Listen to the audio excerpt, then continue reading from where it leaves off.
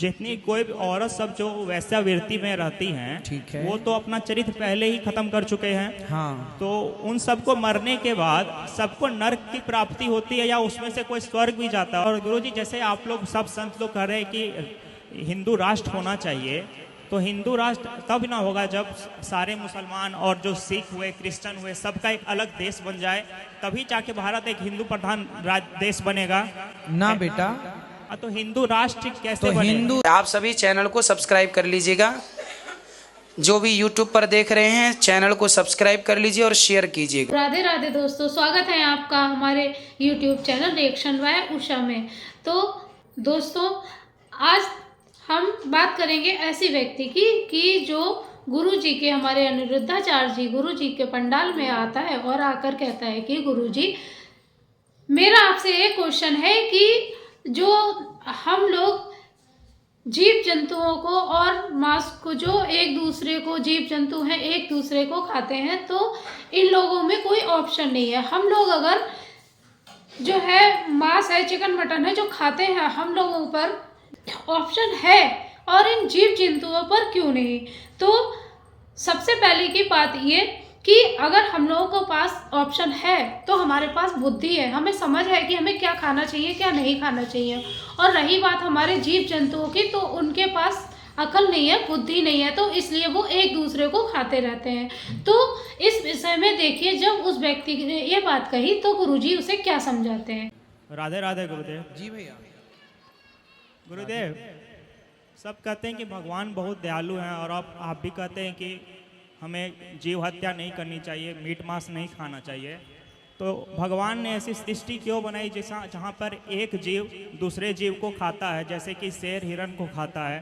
तो अगर हिरन को हम भी मारेंगे उसे उतना ही दर्द होगा जितना एक शेर जबड़े से मार के उसे खाता है। तो ऐसी सृष्टि क्यों बनाई? भगवान इतने दयालु हैं तो फिर ऐसी सृष्टि बनाते जहाँ सब शाकाहारी हो। जैसे कि हम इंसानों को तो चॉइस दिया गया है, बट उन जानवरों को ऐसा चॉइस नहीं दिया गया है। तो इसका क्या क्या करना चाहिएगा? इसलिए वो जानवर हैं, हम इंसान हैं। हम इंसान हैं, हमें पता है कि दर्द क्या होता है, पीड़ा क्या होती है, दया क्या होती है। संत जी आइए, स्वामी जी आइए, इनको बैठने दीजिए। आइए बिरा जी, यहाँ बैठ जाओ। आप लोग बैठिए, खिस्से थोड़ी चेयर दे दो एक, या हाँ यहीं आप बैठे रहो, मैं आप स्वामी जी बैठिए। राधे राधे बेटा। तो बेटा, भगवान जो है परम दयालु हैं, और दयालु इतने हैं कि पूतना जहर पिलाने आई उन पर कृपा की।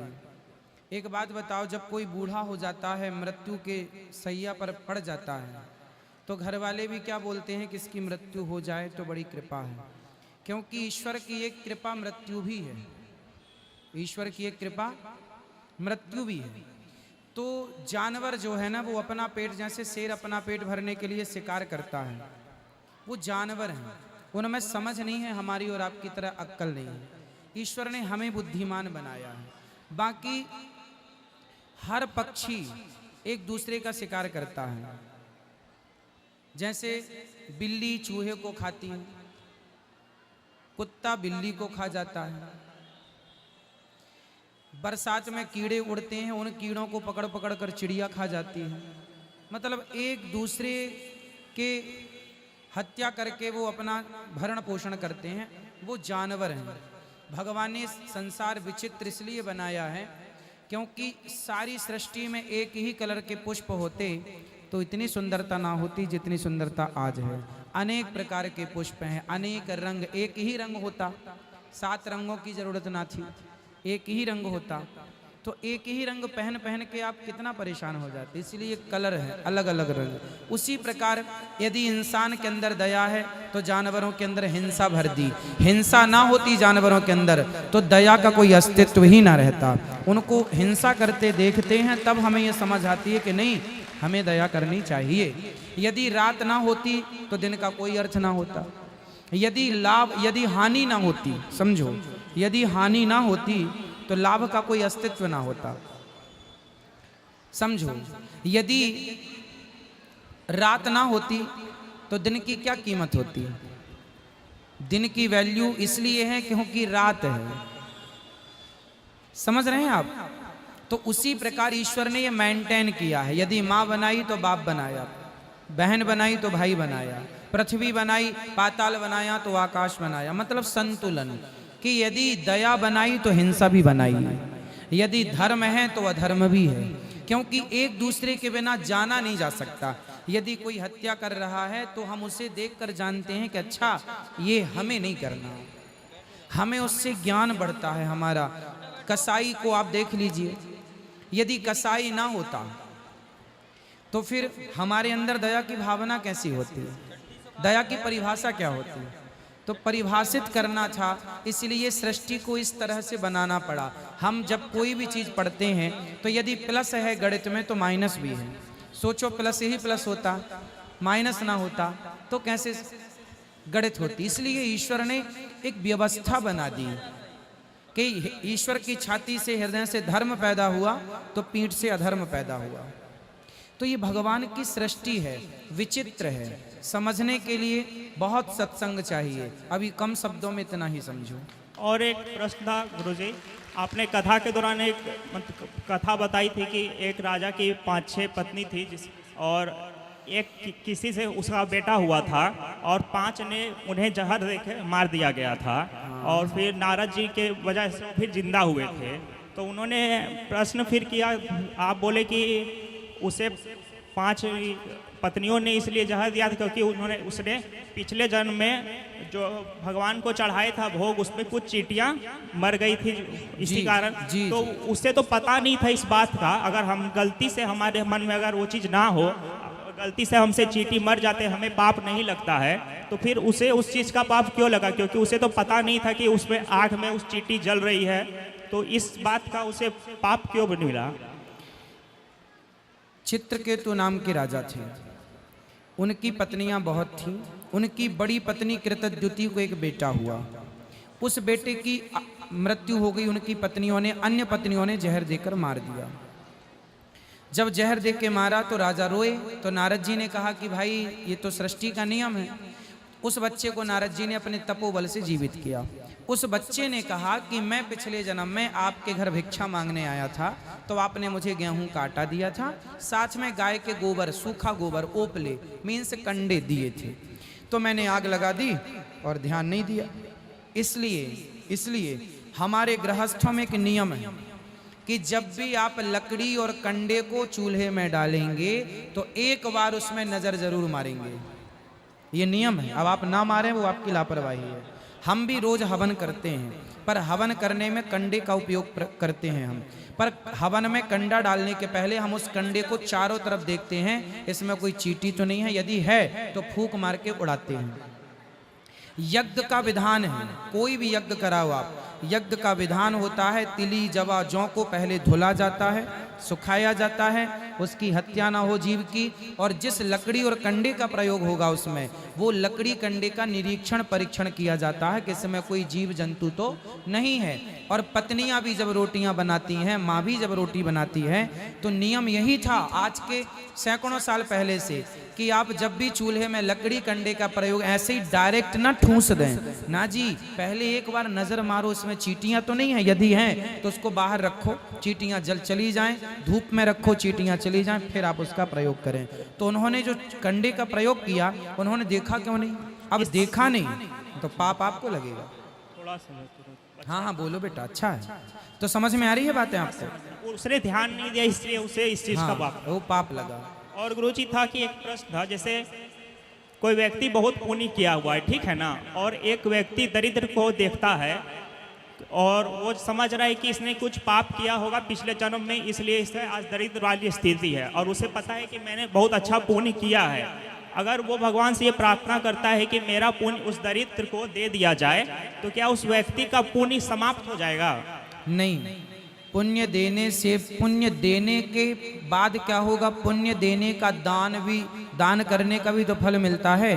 तो कोई भी चीज देने से घटती कभी नहीं है, वो देने से हमेशा बढ़ती है। इसलिए पुण्य देने से भी पुण्य बढ़ते ही। जैसे उसका पुण्य आप जैसे कहते हैं 1000 ग्राम 100 ग्राम जितना भी है, तो वो अगर उस भगवान से बोलता है उसका पुण्य उसे दे दीजिए, तो उसका पुण्य और बढ़ जाएगा?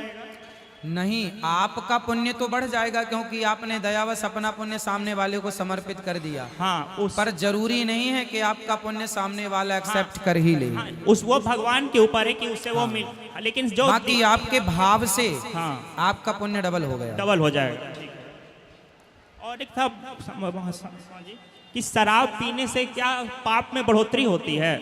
5 प्रकार के महापाप होते हैं।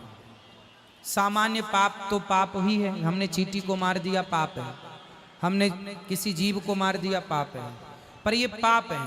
5 प्रकार के महापाप होते हैं। उन 5 प्रकार के महापापों में एक महापाप है शराब पीना। शराब पीना महापाप कहा गया है।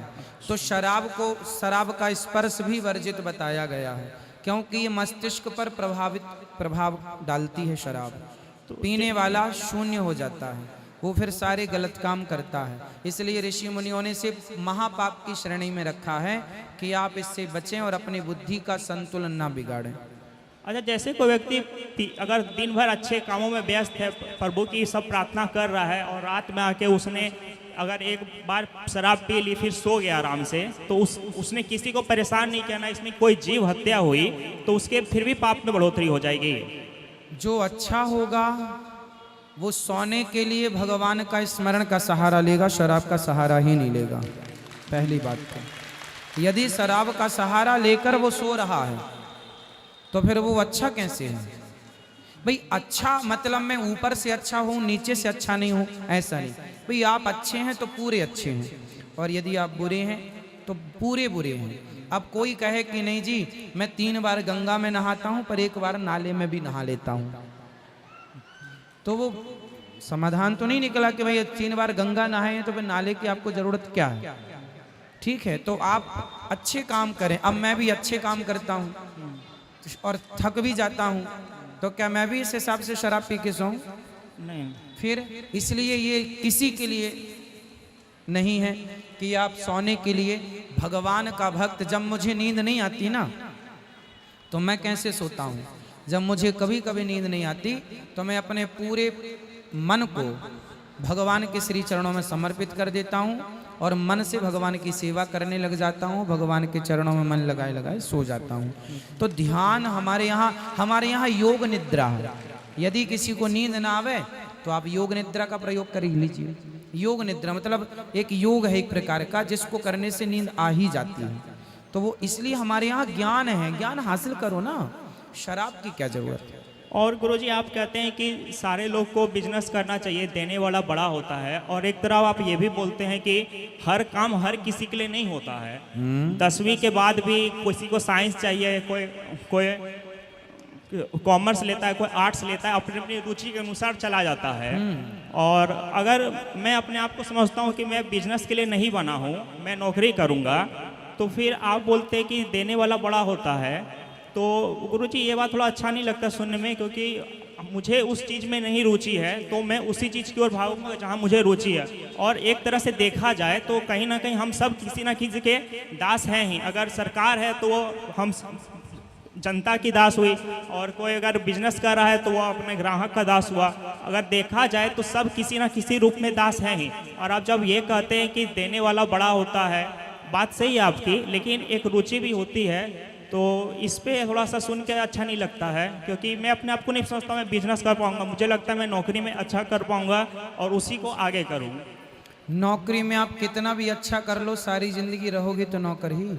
तो गुरुजी इससे तो इनडायरेक्टली सब किसी ना किसी के दास ही हैं एक तरह से देखा जाए तो। दास तो हैं। राम एक देवता पुजारी सारी दुनिया, दाता एक राम भिखारी सारी दुनिया। भिखारी तो सब हैं पर राम के हैं। भिखारी बनो, बुराई नहीं है, पर राम के भिखारी तो हम ऑलरेडी हैं, तो बनो ना भिखारी, पर भगवान के बनो। आपका कहना ठीक है, नौकरी करना है, कितनी साल भर कर लो, 2 साल कर लो, 2 साल में नौकरी का अनुभव हासिल कर लो। अनुभव हासिल करने के बाद सारी जिंदगी क्यों किसी के नीचे रहना? अपना विवेक लगाओ। आपकी तरह सारे लोग सोच लें कि नौकरी करना है तो फिर टाटा बिरला भी किसी की नौकरी ही कर रहे होते। नहीं गुरुजी, जैसे 100 लोग हुए, हो सकता है 60 बिजनेस की ओर जाए, 40 नौकरी बेटा की ओर जाए। फिर तो देखो, फिर तो लोग जाएंगे ही। हम पहले से अपने दिमाग को ये सेट कर लेंगे कि हमें नौकर बनना है, तो आप जब तक सोचेंगे नहीं तो मालिक कैसे बनेंगे। एक बात बताओ, पहले घर बनाने के पहले घर बनता है या घर की प्लानिंग होती है? पहले प्लानिंग होती है। प्लानिंग होती है। तो जैसे प्लानिंग होती है, यहाँ कमरा आएगा, यहाँ टॉयलेट आएगी, यहाँ किचन आएगी, यहाँ ये आएगा, वो आएगा, तो प्लानिंग पहले होती है, बाद में उसकी चिनाई, उसकी ढलाई, उसका काम होता। पहले क्या होती है? प्लानिंग। जैसी प्लानिंग होगी वैसे ही ना नक्शे पे काम होगा। बात सही है? तो आपने अपने दिमाग को एक प्लान तो बनाओ पहले। जब प्लान ही नहीं है आपके पास तो आप ठीक कह रहे हैं कि हम नौकरी ही करेंगे, क्योंकि आपके पास प्लान नहीं है। यदि आप अपने दिमाग में एक प्लान सेट कर लें अपने लिए कि नहीं जी, हम 4 लोगों को नौकरी दे भी तो सकते हैं, और आपने कॉमर्स, आर्ट इत्यादि विषय का नाम लिया, ठीक है, क्या आर्ट लोगों के पास ऐसा नहीं है कि वो उससे रोजगार दे सकें? क्या कॉमर्स पढ़ने वाला क्या लोगों को आगे चल के उनकी ग्रोथ नहीं करा सकता? क्या सेल्फ डिपेंड नहीं हो सकता? हो सकता है। फिर क्या किसानी करने वाला किसान क्या 10 मजदूर परमानेंट नहीं रख सकता? यदि प्रॉपर प्लानिंग से काम करे तो उसके यहाँ 10-20 लोग रोज काम करने आएंगे। बस प्लानिंग चाहिए। तो बेटा आप एक प्लानिंग तैयार करो अपने लिए, है ना। आप यदि नौकरी में खुश हैं तो नौकरी कर लीजिए, हम मना तो नहीं करेंगे, किसी का हाथ पकड़ने भी नहीं जाते, लेकिन हमारे को जो सही लगता है कि आप नौकर, चलो साल भर नौकरी करो, 2 साल करो, करना भी चाहिए, क्योंकि उससे हमें अनुभव होता है। नौकरी साल 2 साल तक सही है, 3 साल सही है, 4 साल सही है, सारी जिंदगी के लिए आप नौकर रहें किसी के। कोई बाप कभी नहीं चाहेगा कि मेरा बेटा हमेशा नौकर रहे। हर माँ बाप चाहते हैं कि मेरा बेटा भी मालिक बने। तो बस मैं आपकी भलाई चाहता हूँ कि आप मालिक बने, ना कि नौकर। उसके लिए आपके प्लानिंग होनी चाहिए, पहले से दिमाग में सेट करो। और गुरुजी, जैसे बहुत औरतें सब जो वैश्यावृत्ति में होती हैं, अपना चरित्र पहले ही उसका खत्म हो गया रहता है, और मरने के बाद वो सब सारा कोई नर्क को ही प्राप्त होता है, उसमें से कोई स्वर्ग भी जाता है। कैसा? एक बार और बोलो उसको। जितनी कोई औरत सब जो वैश्यावृत्ति में रहती हैं, ठीक है, वो तो अपना चरित्र पहले ही खत्म कर चुके हैं। हाँ, तो उन सबको मरने के बाद सबको नर्क की प्राप्ति होती है, या उसमें से कोई स्वर्ग भी जाता है? और अगर स्वर्ग जाता है तो फिर क्या उसके मतलब उस जाने के पीछे क्या है? यदि कोई वैश्या है, सारी जिंदगी उसने वैश्यावृत्ति की, और यदि आखिरी में उसका चित्त शुद्ध हो गया और उसने भगवान के चरणों में अपने आप को समर्पित कर दिया। पिंगला नाम की वैश्या की कथा इसमें आती है कि उसने सारी जिंदगी वैश्यावृत्ति की, लेकिन आखिरी समय उसने अपने आप को आशा ही परमम दुखम नैरास्यम परमम सुखम ये सूत्र दे दिया। उसने एक घंटा लटका रखा था बाहर और बड़ी सुंदर थी। उसने कहा जो ज़्यादा घंटा बजाएगा वो मेरा बड़ा कस्टमर होगा, बड़ा ग्राहक होगा। तो एक संत जी वहाँ से चले गए, दत्तात्रेय जी उनका नाम था। तो उन्होंने तो संत आदमी, लगा सवेरा हो गया, घंटा टन टन टन टन टन इतने बजाए वो गिन नहीं पाई। वो बड़ी सज धज के खड़ी है कि आप कोई पुरुष आएगा, क्योंकि ज़्यादा घंटा बजाया मतलब ज़्यादा रुपया देगा। बेचारी सवेरे से शाम और शाम से रात और रात से फिर सुबह के 4 बजने के वाले थे, कोई नहीं आया। उसके अंदर गिलानी हुई कि जितना इंतजार मैंने एक पुरुष का किया, इतना इंतजार भगवान का करता तो नहीं अपार हो जाती। बस इतनी सी बात में उसको वैराग्य हो गया और उसने अपने आप को भगवत चरणों में समर्पित किया, और आज उसका वेद पुराणों में नाम है। देवघर से आया हूं मैं, थोड़ा सा प्रश्न मेरे तो हैं। जीवन में यदि कोई आत्मसमर्पण आखिरी समय भी कर ले, मरने के 4 मिनट पहले, कि हे प्रभु मैं आपकी हूँ, इतना भी कह ले और समर्पण भाव रख ले, तो भगवान उसका भी उद्धार कर देते हैं। इतने दयालु हैं भगवान। गुरुजी 2-3 प्रश्न है, अगर आज्ञा दे तो मैं हाँ हाँ कर लो, अच्छे सवाल हैं आपके। ये भगवान शिवलिंग की जो हम लोग पूजा करते हैं, शिव जी की लिंग की, इसके पीछे की क्या कहानी है?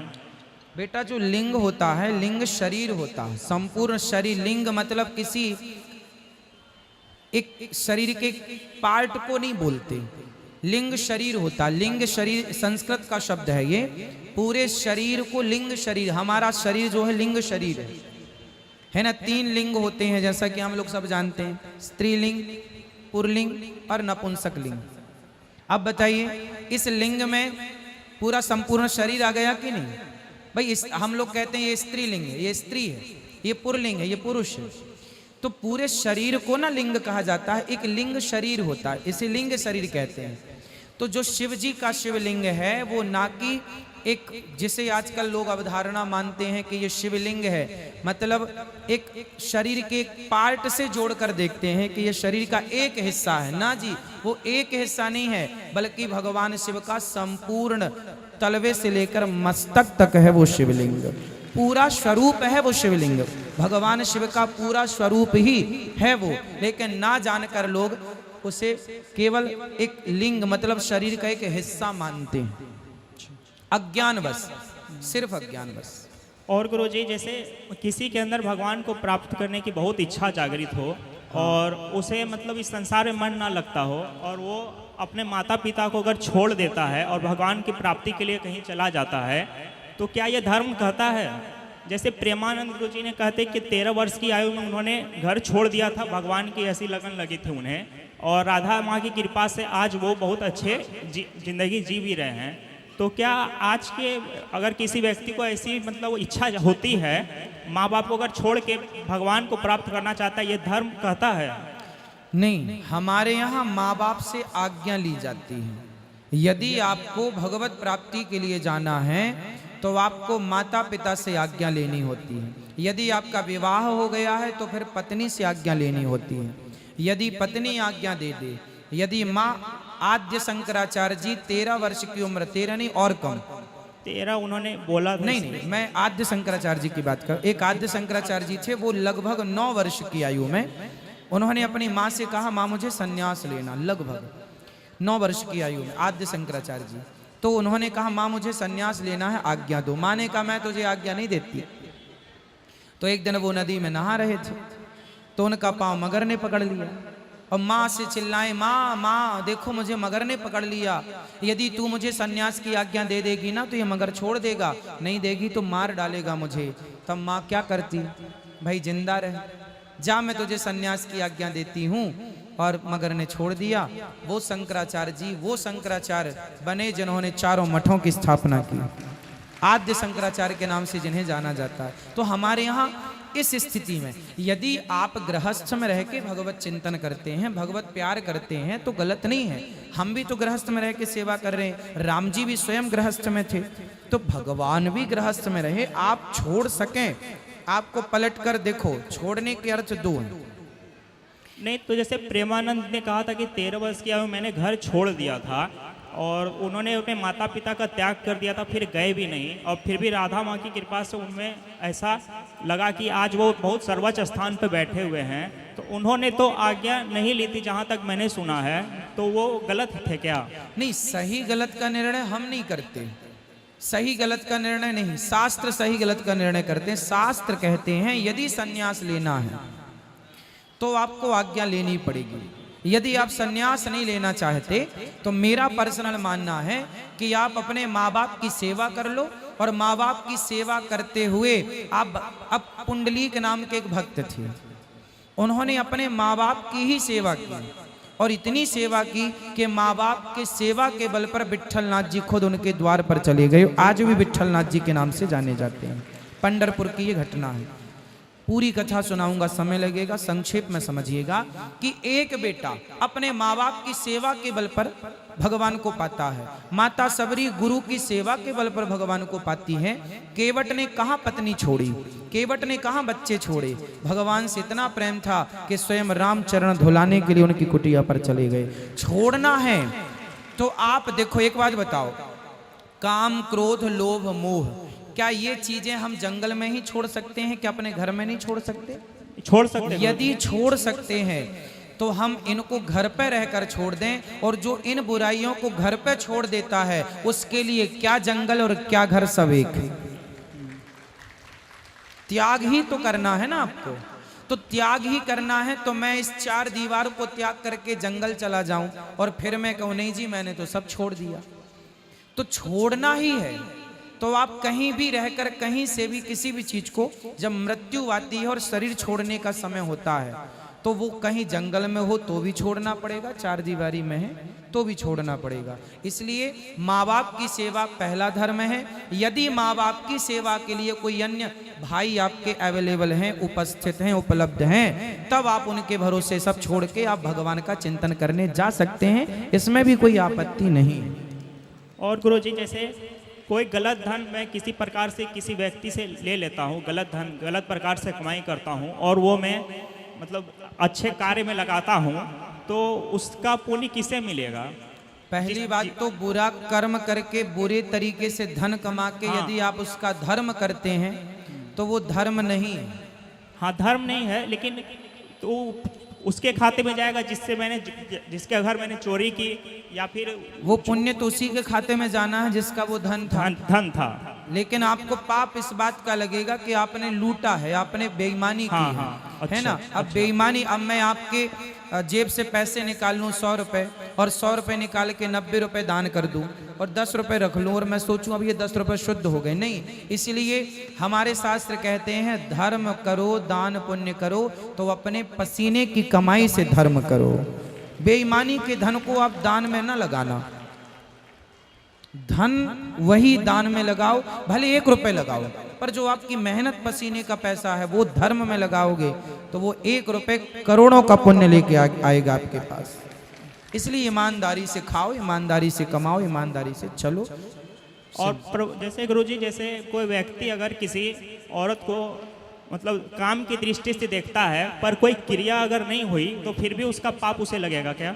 मानस पुण्य हो या नहीं पापा, ये कलयुग है। इस कलयुग में आप जो मन से पुण्य करते हैं कि मैं वृंदावन गया, मैं बिहारी जी को देखा, मैंने बिहारी जी के चरण धोए, ये पुण्य जो मन से आप कर रहे हैं इसका पुण्य तो मिलेगा, पर मन से आप किसी स्त्री की कल्पना करके उस स्त्री के बारे में आप गलत विचार रख रहे हैं मन से, तो पाप तो नहीं लगेगा, लेकिन आपके मन की, आपके विचारों की क्षति तो हो ही रही है ना। ये गलत तो है ही, इसलिए ये इस प्रकार के विचार नहीं रखना चाहिए। परंतु आपको पाप नहीं लगेगा, क्योंकि अपने मन से। पाप तब तक नहीं लगेगा जब तक आप किसी को स्पर्श नहीं करते। तो मतलब सोचने से उसका कोई पाप नहीं। कलयुग, सिर्फ कलयुग में छूट है इस बात की। अच्छा। सतयुग में सोचेंगे तो पाप लगेगा, अच्छा। त्रेता में सोचेंगे तो पाप। कलयुग लिखा ना, कलयुग का यह परम प्रतापा, मानस पुण्य हो या नहीं पापा।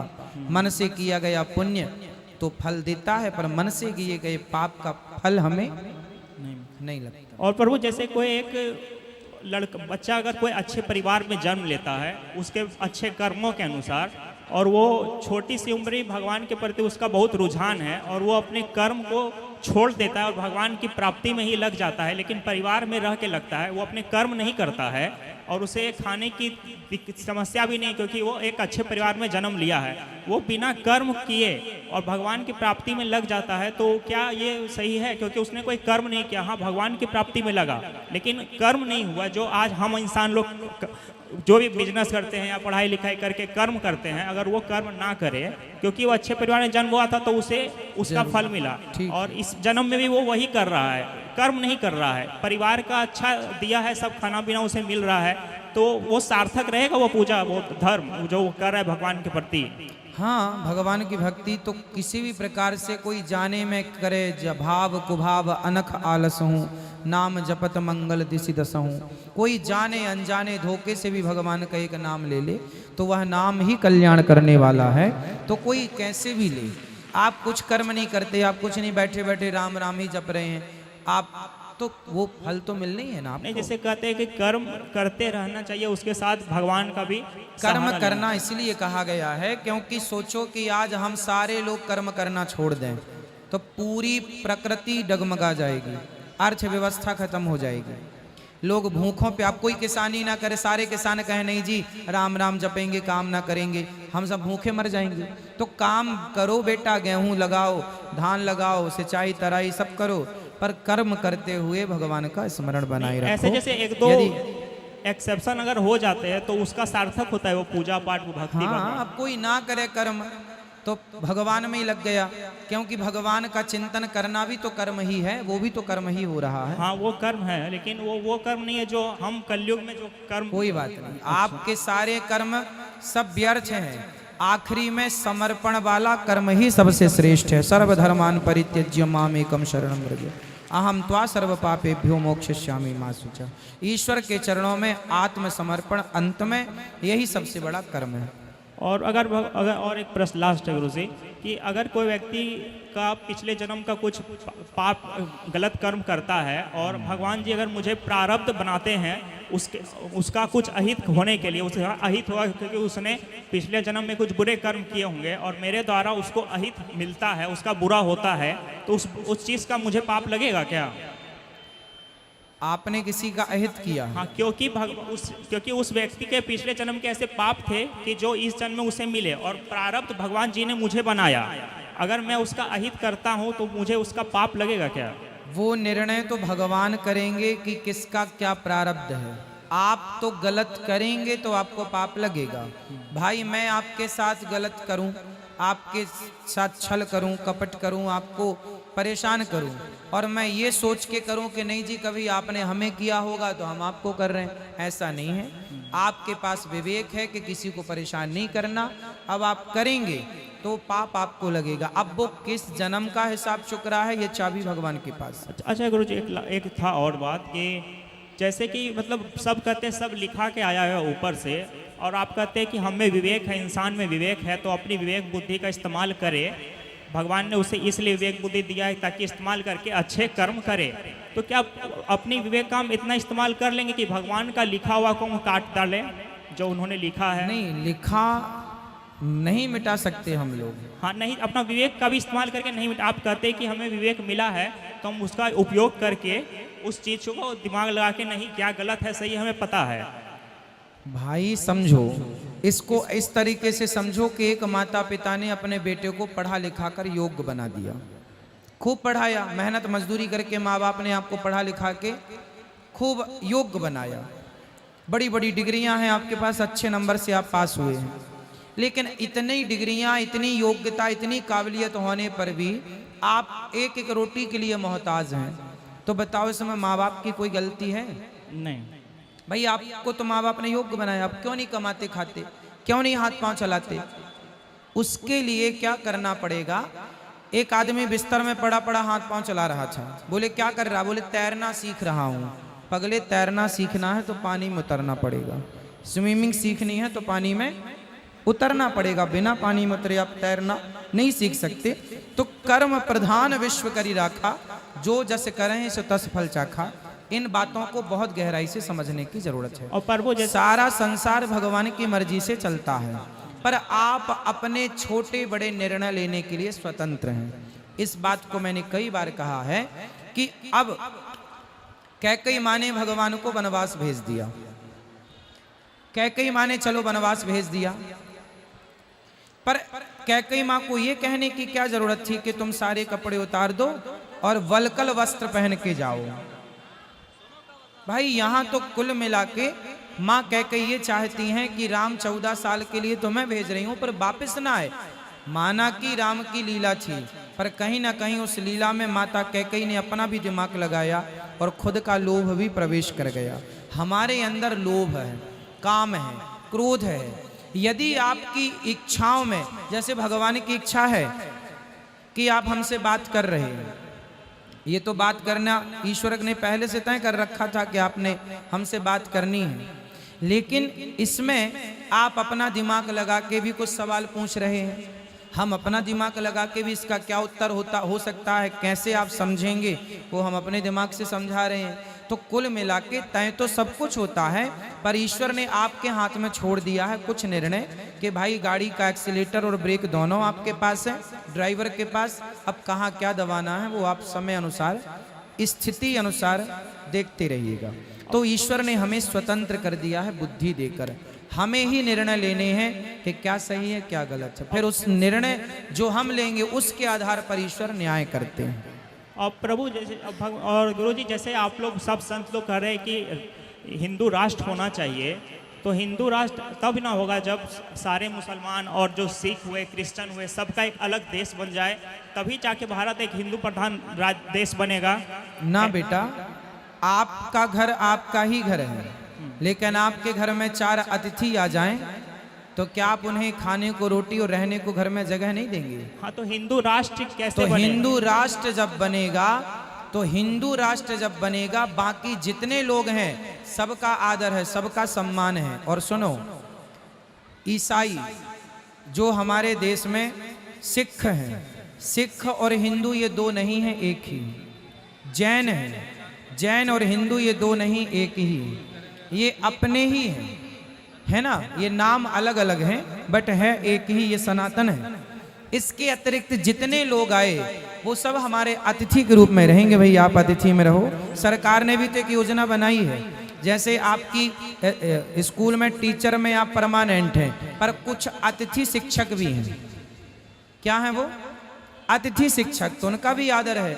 उसी प्रकार हमारा राष्ट्र, हिंदू राष्ट्र जब बनेगा, तो हिंदू राष्ट्र मतलब हम हिंदू राष्ट्र ये देश को जब कहेंगे तो ये तो हमारा घर ही है, परंतु जो लोग हैं सबका स्वागत है, सबका आदर है, किसी के प्रति नफरत ईर्ष्या नहीं है। हमारे घर में कोई मेहमान आए, हम उससे ईर्ष्या नफरत नहीं करते, बल्कि प्यार से जो खाते हैं उसे खिलाते हैं। मतलब आपके कहने का मतलब है कि हिंदू राष्ट्र का मतलब है कि हर हिंदू राष्ट्र का मतलब है कि हर घर में हर व्यक्ति सनातनी अपने प्रेम पूर्वक लीगली ढंग से, आज जो रामचरितमानस जलाई और फाड़ी जा रही हैं, हिंदू राष्ट्र होता तो ये ना होता। गाय चौराहे में काट दी जाती हैं, हिंदू राष्ट्र होता तो ये ना होता। आज आप क्रिश्चियन स्कूल चले जाओ और तिलक लगा के जाना, वो आपके तिलक छुटवा देते हैं।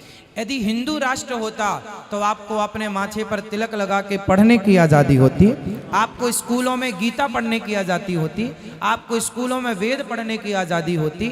लेकिन आज ये पढ़ने की आज़ादी नहीं है, यहाँ तक कि आप अपने हाथ में कलावा भी बांध के नहीं जा सकते, क्योंकि हिंदू राष्ट्र नहीं है। होता तो आप अपने प्रभु, जैसे गुरुजी, तब इसका मतलब हुआ ना कि अदर धर्म के जो लोग हुए वो यहाँ भारत निवास नहीं करेंगे, सबका नहीं, निवास क्यों नहीं करेंगे? निवास तो सब करें। अतिथि हमारे घर में क्यों नहीं रहेंगे? तो वो अतिथि के तौर पे रहेंगे, कहने का मतलब हुआ। ठीक है, अतिथि के तौर पे इसका मतलब भाई रहेंगे। सब रहेंगे। उसी तरह हिंदू राष्ट्र में सब रहेंगे, किसी को कोई आपत्ति नहीं है। जैसे उनके राष्ट्र में हिंदू रहते हैं, ऐसे हिंदू राष्ट्र में वो रहे। अब नेपाल हिंदू राष्ट्र था ही, तो क्या वहां पे मुस्लिम नहीं थे? क्या वहां ईसाई नहीं थे? सब थे वहां पर। तो उसी तरह मुस्लिम राष्ट्र बहुत हैं। तो इस प्रकार की परिकल्पना है। हमारे सनातन धर्म पर किसी भी प्रकार का कोई तिलक लगाने में, राम का नाम लेने में, अब राम जी की यात्रा जब निकलती है तो संवेदनशील क्षेत्र से सरकार कहती यहाँ से हम मत निकलना। अरे हमारे देश में ही हम उन गलियों से नहीं निकल सकते राम जी की यात्रा लेकर, ये हमारे लिए दुर्भाग्य है कि नहीं? क्यों ना निकले भैया? जो ना निकलने दें उन पर एक्शन होना चाहिए। इसलिए हिंदू राष्ट्र की जरूरत है। और किसका सवाल है? तो देखा दोस्तों, आज की वीडियो में हमारे गुरुजी ने क्या समझाया कि जैसे कि अगर हमारे पास ऑप्शन है तो हमारे पास बुद्धि भी है, हमें समझ है कि हमें क्या चीज़ खानी चाहिए, क्या नहीं खानी चाहिए, अच्छी और या बुरी चीज़ की पहचान है कि हमें मीट मांस नहीं खाना चाहिए। और हमारे जो जीव जंतु हैं जो एक दूसरे को खाते हैं, तो उनके पास ना तो अकल है ना ही दिमाग है, क्योंकि वो जीव जंतु हैं। तो उस हिसाब से इसीलिए वो जीव जंतुओं को बनाया। और एक बात ये भी है, अगर जीव जंतु एक दूसरे को ना खाते तो हमारे जो धरती पर जो बोझ है वो बहुत ज़्यादा बढ़ जाता और हमारा संतुलन भी बिगड़ जाता। इसीलिए जैसे कि चूहा बिल्ली खाती है और बिल्ली को कुत्ता खाता है, और जैसे सेब जंगलों में और जीव जंतुओं को खाता है। इसलिए ये तो रहा कि एक क्वेश्चन जो आंसर पूछा था गुरुजी से। फिर दूसरा क्वेश्चन पूछता है कि जैसे कि गुरुजी हमारी पढ़ाई लिखाई या जो हमारी बुद्धि है किस चीज़ पर निर्भर करती है। तो ये तो बात ये है कि जैसे हमारी पढ़ाई लिखाई, हमारे माँ बाप हमें पढ़ा लिखा के बड़ा करते हैं और हमें बुद्धि विवेकशील बनाते हैं। तो अगर ये ना हो तो फिर हमारा ज्ञान अधूरा रह जाए। तो इसलिए हम बड़े होके जो है कि हमें दूसरों की नौकरी तो नहीं करनी चाहिए। हमारे माँ बापों ने हमें इतना पैसा लगा के पढ़ा लिखा के बड़ा किया है ताकि हम अपना बिजनेस करें या कुछ अलग, कुछ अच्छा ऐसे हटके काम करें कि जो कि हम अपने माँ बाप का पालन पोषण कर सकें और अच्छे से अच्छी उनकी देखभाल कर सकें। आगे तो वो कई सारे क्वेश्चन पूछे हैं जो आप बहुत सारी पूरी वीडियो में ही देखेंगे। तो दोस्तों, अगर आपको आज की हमारी वीडियो पसंद आई हो तो हमारे चैनल को सब्सक्राइब करें और हमारी वीडियो को लाइक करें। मिलेंगे आगे ऐसे ही इंटरेस्टिंग वीडियो के साथ, तब तक के लिए राधे राधे।